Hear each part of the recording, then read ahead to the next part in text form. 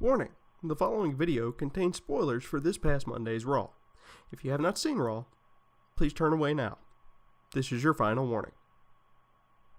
I'm not kidding. Turn back now and come back later. Enjoy the video. It was the debut of the Cruiserweights.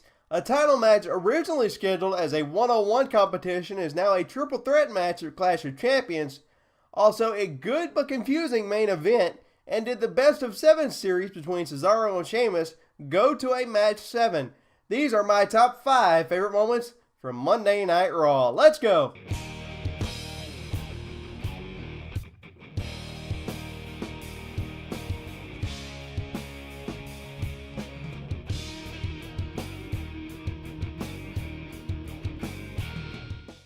What's going on, everybody? My name is Brandon Duchair Craven, and this is another edition of my top 5 favorite moments from Monday Night Raw. This time it's for 9/19/2016. So without further ado, I promised you no more cheesy openings. I got a call from a certain dog in WWE. He told me to quit using his stuff. So, no more cheesy openings. Let's get to this week's top 5.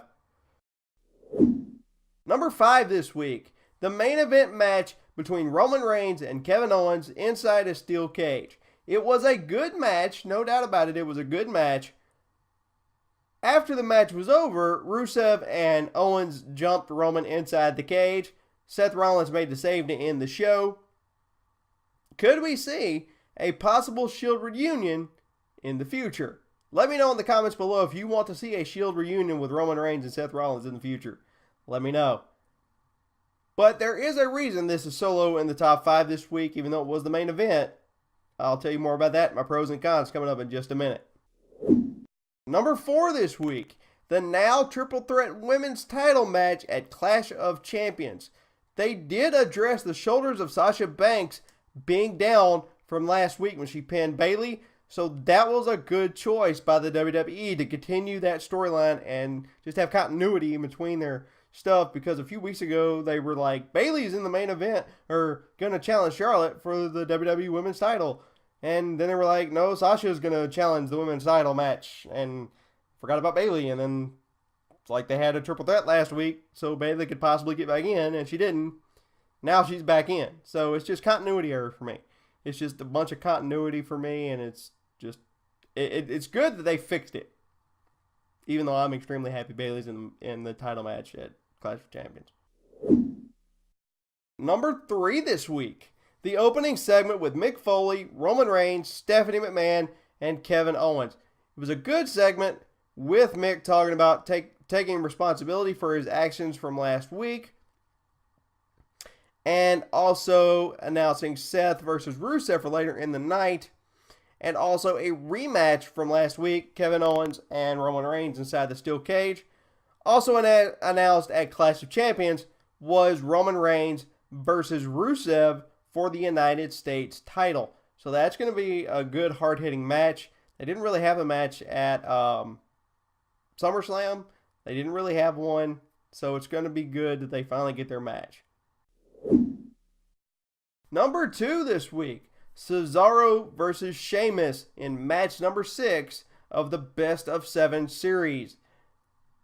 It just seems they get better every time they step in the ring with each other. The matches just go one step above the next, and the next, and the next.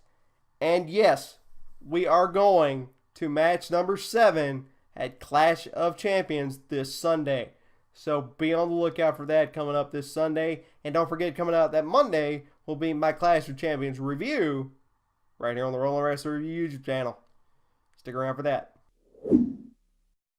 And my number 1 pick for this week, the debut of the Cruiserweights with the match between Grand Metalik, Cedric Alexander, the Brian Kendrick making his return to WWE programming, and Rich Swann.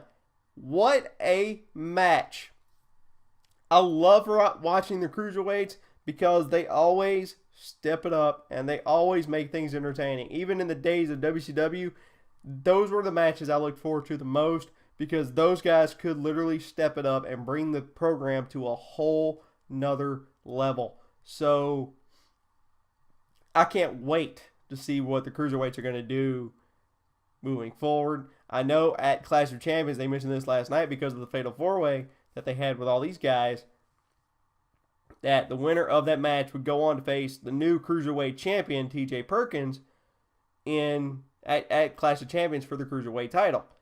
That winner was the Brian Kendrick. So, this very well could be Brian Kendrick's last run in WWE. So, he's going to probably step up and really give TJ a run for his money. And TJ's really good. I remember watching him as Manic and also Suicide in TNA. Yoy, that boy can go. But anyway, let's look at some honorable mentions for this week. My first honorable mention for this week, the tag team match with Sasha Banks and Bayley on one side and Charlotte and Dana Brooke on the other side. It was an okay match.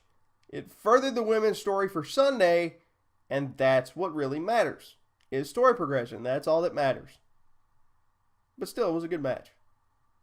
My second honorable mention for this week, the 10-man tag team match between the New Day, Enzo and Cass, and Sami Zayn against Gallows and Anderson, the Shining Stars of Puerto Rico, and Chris Jericho. Good match. It was basically a filler match because you got all these guys probably facing off at the Clash of Champions. I know you got New Day and Gallows and Anderson. You've got probably Enzo and Cass versus the Shining Stars. And you've got Sami Zayn versus Chris Jericho at Clash of Champions. So you got all these people facing off at Clash of Champions. So this was probably just a filler match to remind people, hey, they're facing each other at Clash of Champions too. So don't forget about these guys. So that was really cool. Now let's check out some pros and cons for this week.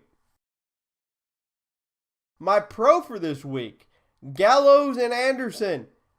They're not doing that stupid juvenile stuff anymore. They're doing what brought them to the dance in the first place, kicking butt and taking names. That's what I wanted Gallows and Anderson to be, was the original Gallows and Anderson that came into WWE. They're finally not doing that juvenile crap anymore. Thank God they're not doing that anymore. My con for this week. To me, both the Seth Rollins, Rusev, and KO Reigns match was a double-edged sword because on one hand, you got either Seth Rollins and or Roman Reigns loses and looks weak going into Sunday, or one or both of your champions lose and they look weak going in on Sunday. In the case of Rusev and Rollins, it ended in a double countout. So nobody really lost there. So I really like that one. So nobody really looked weak. In the case of KO and Roman Reigns, though, Roman won and KO lost. Now, granted, KO didn't lose by much. He lost by maybe a footstep because Roman touched the ground first. But, it just makes either your champion or your challenger look weak for the upcoming pay-per-view. I mean, you've got less than 6 days now, or less than 7 days now until the pay-per-view, and it makes them look weak. So, to me, I love the matches, but it just makes them look weak. It makes one or the other look weak, and I just didn't like that. That's going to do it for me for my top 5 favorite moments from Monday Night Raw for this week. Check back tomorrow for my top 5 favorite moments from SmackDown Live coming up tomorrow afternoon. And if you haven't yet, I released another video today. I'll post it right here. My details were released last night and today for WWE 2K17's My Career Mode, one of my favorite modes in past WWE 2K video games, and it looks to be my favorite in this year's upcoming video game as well. So go check that out for me. My name is Brandon Duchair Craven. God bless you. I'll see you tomorrow right here on the Roller Wrestling Review YouTube channel. See ya.